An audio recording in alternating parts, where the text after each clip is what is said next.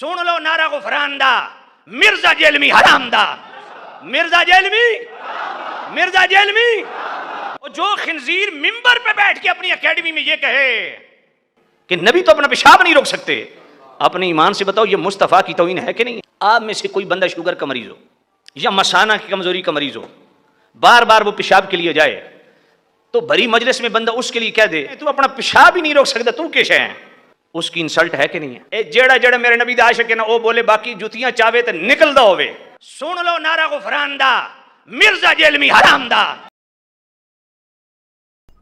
میں نے ایک عالم کی ویڈیو میں آپ پر گستاخی کا الزام لگا ہوا دیکھا جس میں آپ نے کہا کہ نبی علیہ السلام تو اپنا پیشاب بھی نہیں روک سکتے۔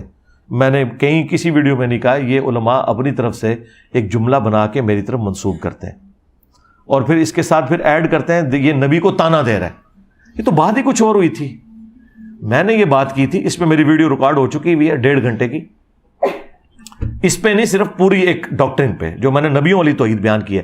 ابھی تو میں بابوں کے حوالے سے توحید ڈسکس کر رہا تھا نا، میں نے قرآن سے اب نبیوں والی توحید بیان کی ہے کہ جب نبیوں کو اللہ کے مقابلے پہ کھڑا کیا جائے گا پھر انبیاء کرام کو اللہ تعالیٰ نے قرآن میں کس طریقے سے ایڈریس کیا ہے اپنی توحید کو اسٹیبلش کرنے کے لیے۔ یہ میں بات کر رہا تھا کہ یہ کہتے ہیں جی فلاں بابے نے جو ہے وہ سمندر روکا ہوا ہے، تو میں نے کہا تھا کوئی بڑے سے بڑا بابا ہو یا کوئی پیغمبر ہی کیوں نہ ہو، کوئی شخص اپنا پیشاب بھی نہیں روک سکتا۔ اگر آپ یہ سمجھتے ہیں کہ یہ کفر ہے جملہ تو ٹھیک ہے، پھر آپ اس جملے کو الٹ کریں کہ بڑے بزرگ بھی اور بڑے نبی بھی بغیر اللہ کی مرضی کے اپنا پیشاب روک سکتے ہیں، تو یہ کہیں انشاءاللہ جاتے ہوئے کفر کا فتویٰ آپ کو دے دیں گے ہم۔ آپ کہیں گے نہیں یہ تو نہیں کہہ سکتے، پھر دوسری بات بالکل درست ہے، یہ بات کسی کانٹیکسٹ میں ہو رہی ہے، اور نبیوں کو نہیں کہا کہ تم اپنا پیشاب نہیں روک سکتے، نبیوں کے ماننے والوں کو کہا کہ ظالموں نبیوں کو خدا نہ بناؤ، کوئی نبی بغیر کھائے پیے زندہ نہیں رہ سکتا، کوئی نبی بغیر نیند کے زندہ نہیں رہ سکتا، کوئی نبی بغیر ٹوائلٹ کے زندہ نہیں رہ سکتا۔ یہ مجبوری ہے جو اللہ نے لگا دی، اس کے ساتھ اللہ تعالیٰ ان مجبوریوں سے پاک ہے۔ قرآن میں اللہ تعالیٰ پتہ کیا کہتا ہے؟ اللہ ہے جو سب کو کھلاتا ہے اور خود نہیں کھاتا۔ ہاں کیا کہہ رہا ہے اللہ؟ اور پھر عیسیٰ ابن مریم کا نام لے کے کہہ رہا ہے کہ عیسیٰ اور اس کی ماں روٹی کے محتاج تھے۔ تو کیا اللہ تعالیٰ یہ کہہ رہا ہے کہ روٹی افضل ہوگی عیسیٰ سے؟ جاؤ اللہ تے فتویٰ لاؤ، جاؤ جنمش۔ یہ میں اس سوال لکھنے والے کو نہیں کہہ رہا، جس نے آپ کے دماغ میں ڈالا ہے ہاں اس کو کہہ رہا ہوں۔ تو اللہ تعالیٰ کیا یہ کہنا چاہ رہا تھا کہ روٹی کا مقام عیسیٰ سے زیادہ ہے؟ نہیں، اللہ تعالیٰ بتانا چاہ رہا تھا کہ بھئی عیسیٰ اور ماں ان کی روٹی کے محتاج ہیں اور اللہ روٹی کا محتاج نہیں۔ سرکار جب کوئی بندہ روٹی کا محتاج ہوتا ہے تو روٹی کے بعد کیا آتا ہے؟ ٹوائلٹ امپلائڈ ہے۔ اب یہ جملے آپ نے کہیں پہلے سنے نہیں تھی اس لیے آکورڈ لگ رہے ہیں، کوئی مشکل نہیں ہے اس کو سمجھنا۔ اس کی وجہ یہ ہے کہ جب فتنہ اٹھتا ہے نا تو پھر اللہ تعالیٰ اپنے بندوں کے ذریعے جملے جاری کرواتا ہے۔ اس کی مثال آپ کو میں بتاؤں، جب حضور کی میت رکھی ہوئی تھی، صحیح بخاری میں آتا ہے، حضرت ابوبکر آیت کچھ اور پڑھ رہے ہیں اور فتویٰ کچھ اور دے رہے ہیں۔ آیت پڑھ رہے ہیں انک میت و انہم میتون، اے نبی تم نے بھی مرنا ہے، تمہارے مخالفین کو بھی مرنا ہے، بالکل ٹھیک ہے۔ آیت پڑھ رہے ہیں وما محمد الا رسول قد خلت من قبلہ الرسل افئن مات او قتل، محمد تو نہیں مگر ایک رسول، اگر یہ مر جائیں یا قتل ہو جائیں، اور پاکستان میں ترجمہ کر لیں کہ یہ وصال فرما جائیں یا شہید ہو جائیں، تو کیا تم دین سے الٹے قدم پھر جاؤ گے؟ لیکن فتویٰ کیا دے رہے ہیں؟ جس طرح انجینئر صاحب نے کہا کہ کوئی بابا ہو، کوئی بزرگ ہو، بڑے سے بڑا انسان اپنا پیشاب بھی نہیں روک سکتا۔ فتویٰ پتہ کیا دے رہے ہیں؟ من کان یعبد محمدا فان محمدا قد مات، جو بھی تم میں محمد کی عبادت کرتا تھا جان لے کے محمد مر گئے۔ تو قرآن میں تو یہ نہیں لکھا ہوا تھا، یہ حضرت ابوبکر نے خود سے جملہ گھاڑ کے ان لوگوں کے اوپر فٹ کیا جو حضور کی عبادت بھی نہیں کرتے تھے۔ 2 جرم ہے اس جملے کے اندر آپ کی ڈاکٹرن میں، میرے مطابق بالکل ٹھیک ہے۔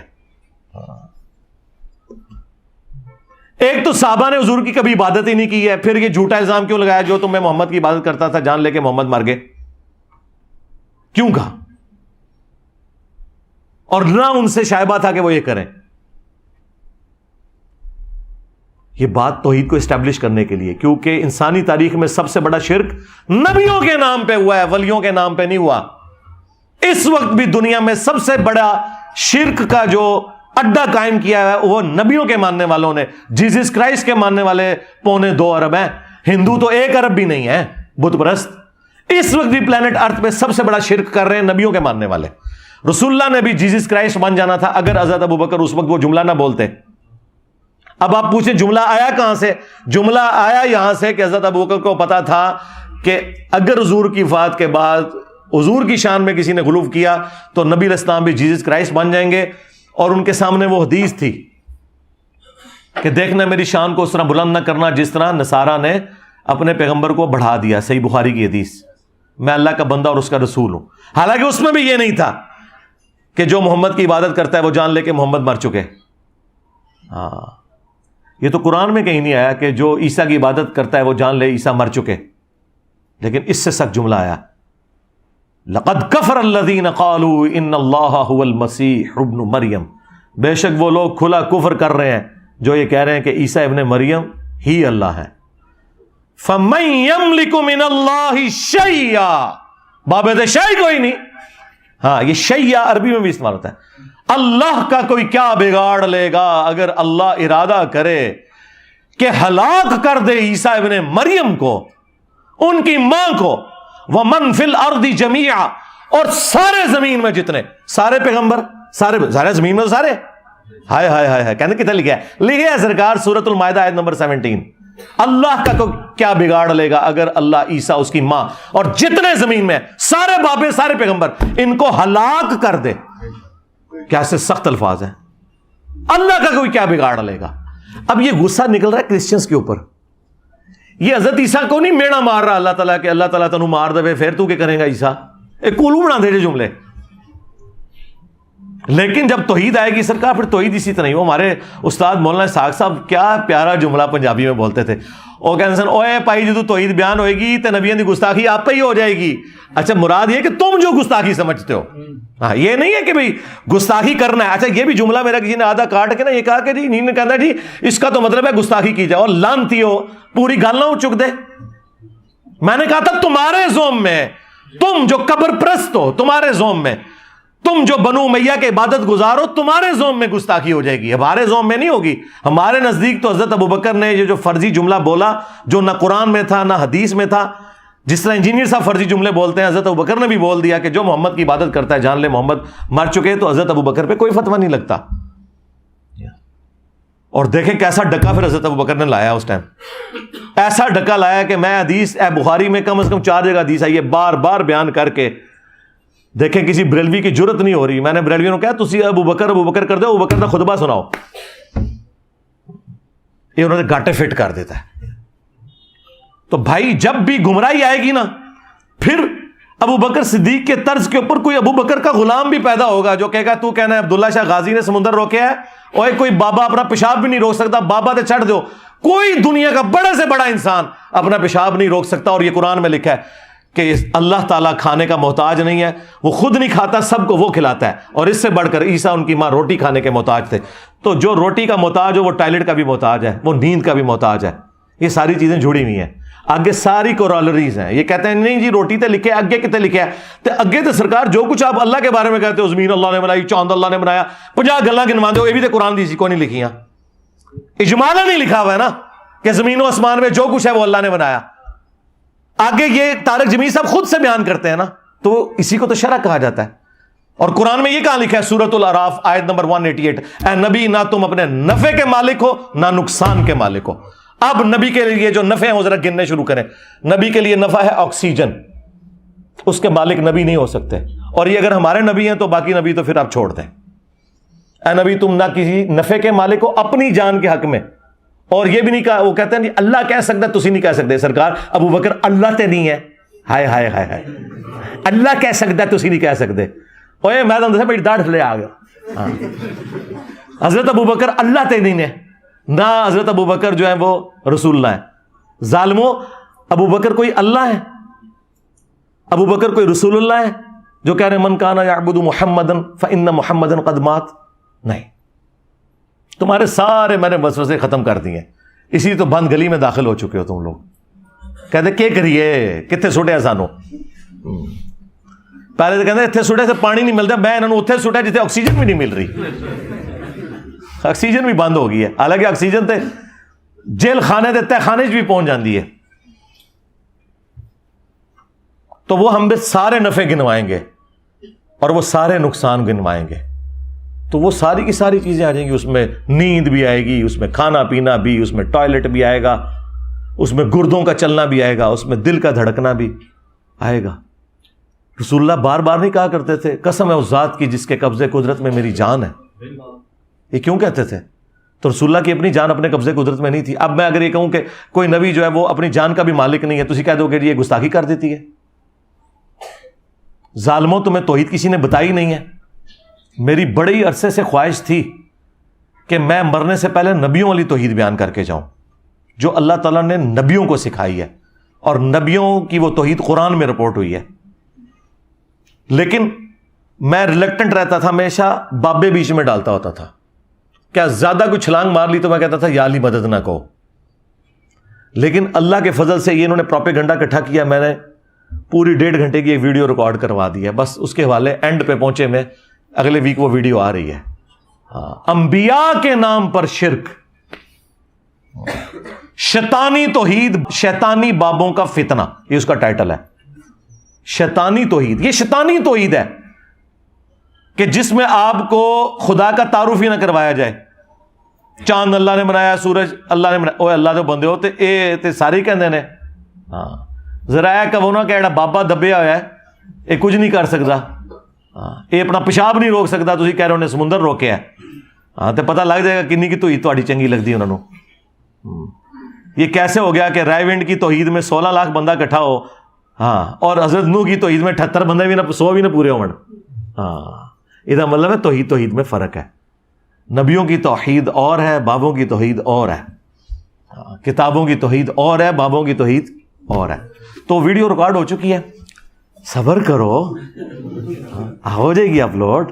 سرکار میری زندگی میں درجنوں ایسے واقعات ہیں کہ میرے ساتھیوں نے، میرے فیملی ممبرز نے یہی گمان کیا کہ یہ تو مارا گیا.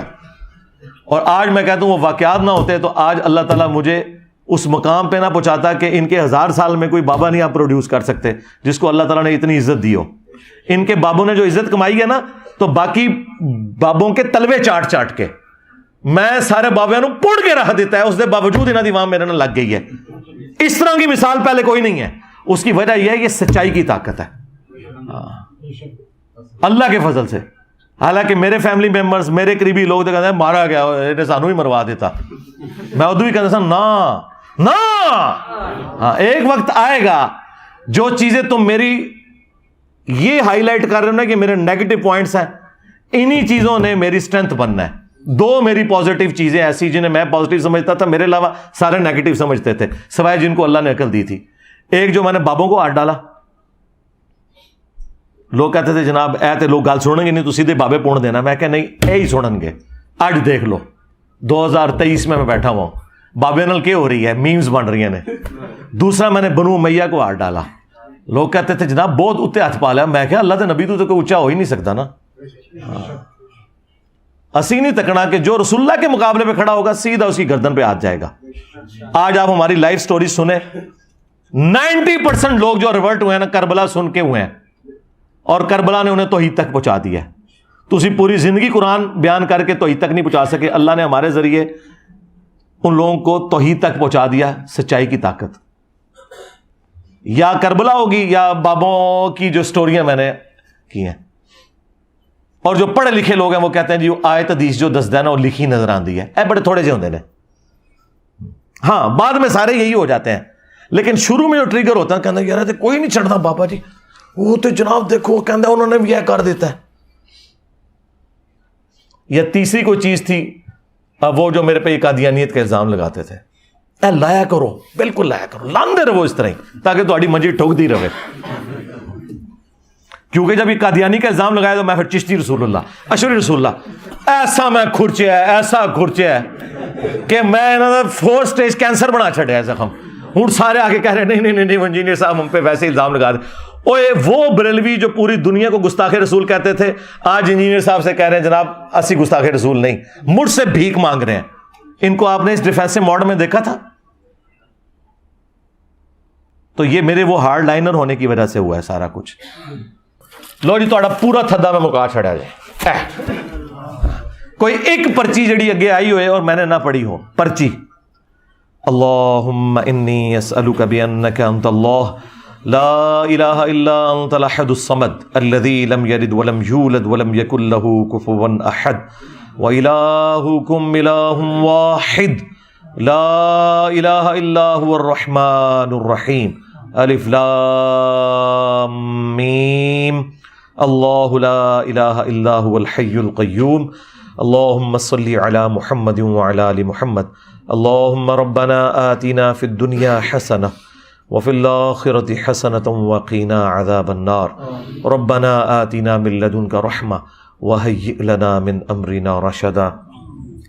اے اللہ ہماری، ہمارے ماں باپ کی، ہمارے بیوی بچوں کی، ہمارے رشتہ داروں کی، تمام مسلمانوں کی تمام دینی دنیاوی جسمانی روحانی ظاہری باطنی پریشانیاں تکلیف مصیبتیں دکھ درد بیماریاں دشواریاں دور فرما، اور تمام نیک دلی جائز دعاؤں کو اپنی بارگاہ میں قبول و منظور فرما۔ خصوص بالخصوص انڈیا، چائنا، کشمیر، فلسطین، یمن، عراق، شام، افغانستان، پاکستان میں جہاں کہیں مسلمان کسب پرسی کی زندگی گزار رہے ہیں، غیب سے ان کی عزت آبرو جان و مال کی حفاظت فرما۔ اے اللہ جن جن بھلائیوں کا سوال تیرے محبوب صلی اللہ علیہ وآلہ وسلم نے تجھ سے کیا، ہم تمام مسلمانوں کے حق میں قبول و منظور فرما۔ جن جن چیزوں کے شر سے تیرے محبوب علیہ السلام نے تیری پناہ طلب کی، تمام مسلمانوں کو ان چیزوں کے شر سے اپنی پناہ عطا فرما۔ حاضرین کے جتنے بھی چھوٹے بڑے رشتہ دار فوت ہو چکے ان کی مغفرت فرما، جتنے زندہ ہیں انہیں موت سے پہلے قبر و آخرت کی تیاری کرنے کی توفیق عطا فرما۔ حاضرین کے جتنے چھوٹے بڑے رشتہ دار بیمار ہیں انہیں شفاء کلی عطا فرما۔ اللہم اغفر لحینا ومیتنا وشاہدنا وغائبنا وصغیرنا وکبیرنا وذکرنا وانثانا اللہم من احییتہ منا فاحیہ علی الاسلام ومن توفیتہ منا فتوفہ علی الایمان۔ ربنا آتنا فی الدنیا حسنہ وفی الآخرة حسنة وقنا عذاب النار ربنا آتنا من لدنك رحمة وهيئ لنا من أمرنا رشدا لا إله إلا أنت سبحانك إني كنت من الظالمين اللهم أحسن عاقبتنا في الأمور كلها وأجرنا من خزي الدنيا وعذاب الآخرة سبحان ربك رب العزة عما يصفون وسلام على المرسلين والحمد لله رب العالمين وصلى الله على النبي الكريم وعلى آله وأصحابه أجمعين إلى يوم الدين آمين۔